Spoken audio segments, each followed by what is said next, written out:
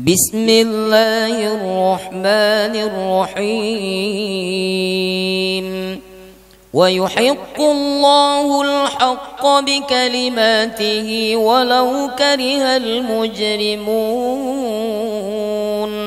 فما آمن لموسى إلا ذرية من قومه على خوف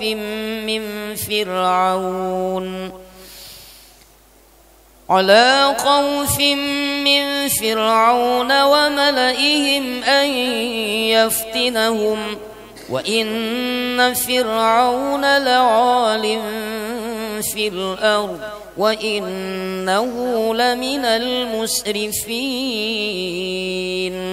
وقال موسى يا قوم إن كنتم آمنتم بالله فعليه توكلوا إن كنتم مسلمين. فقالوا على الله توكلنا ربنا لا تجعلنا فتنة للقوم الظالمين ونجنا برحمتك من القوم الكافرين. وأوحينا إلى موسى وأخيه أن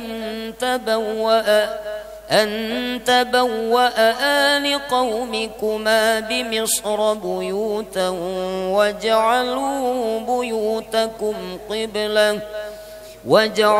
بيوتكم قبلة وأقيموا الصلاة وبشر المؤمنين. وقال موسى ربنا إنك آتيت فرعون وملأه زينة وأموالا في الحياة الدنيا ربنا ليضلوا عن سبيلك ربنا اطمس على أموالهم واشدد على قلوبهم فلا يؤمنوا حتى يروا العذاب الأليم. قال قد أجيبت دعوتكما فاستقيما ولا تتبعان سبيل الذين لا يعلمون. وجاوزنا ببني إسرائيل البحر فأتبعهم فرعون وجنوده بغيا وعدوا حتى إذا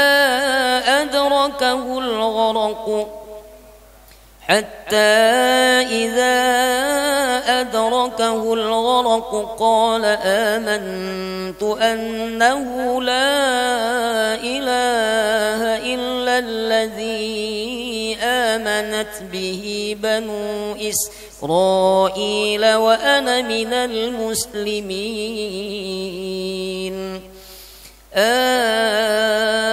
الآن وقد عصيت قبل وكنت من المفسدين فاليوم ننجيك ببدنك لتكون لمن خلفك آية وإن كثيرا من الناس عن آياتنا لغافلون. ولقد بوأنا بني إسرائيل مبوأ صدق ورزقناهم من الطيبات فما اختلفوا حتى جاءهم العلم إن ربك يقضي بينهم يوم القيامة فيما كانوا فيه يختلفون. صدق الله العظيم.